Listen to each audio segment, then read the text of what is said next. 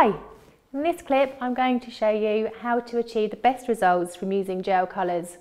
We're going to demonstrate using the Rainbow Dust Pro Gels.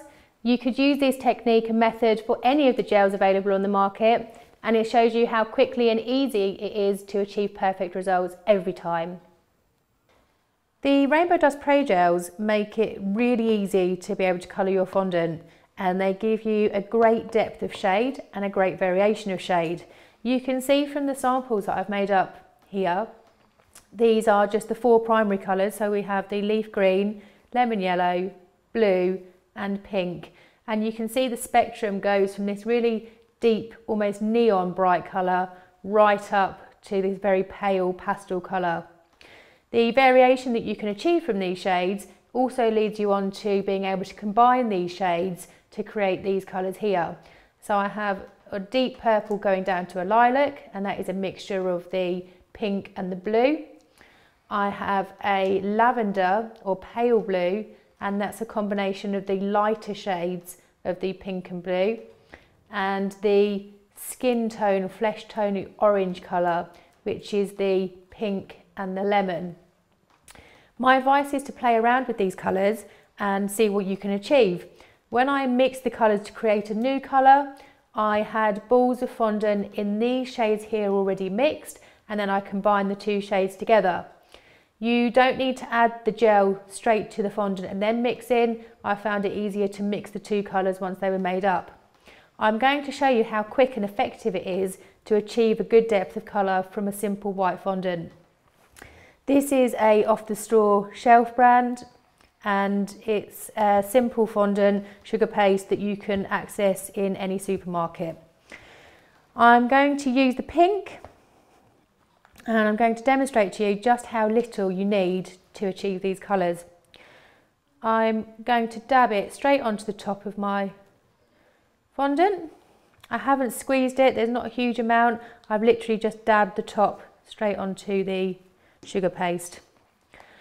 I'm going to fold it in half and then in half again, and then I'm going to knead it through. So what I'm doing is closing it over, turning it back, turning it back. I've got probably about 125 grams of fondant here, and you'll be able to see just how deep this colour is going to go. If you want to colour blocks of fondant and store them, you absolutely can. My advice would be to make up a block of the deepest colour, say about 350 grams, and store it, wrap it well, store it in your cupboards, and then you can achieve lighter colours by just adding white to it.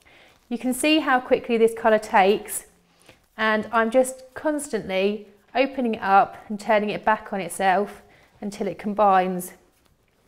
The technique for this is very similar to kneading bread, and you want to keep going until the colour is consistent all the way through your fondant. I added about 7 spots to this fondant, and you can see that I've got a good medium pink tone to it. And it's worked really well, really quickly. There's a good even colour through it. There's no streaking. It hasn't dried my fondant out. And that's the easiest and quickest way to colour your fondant.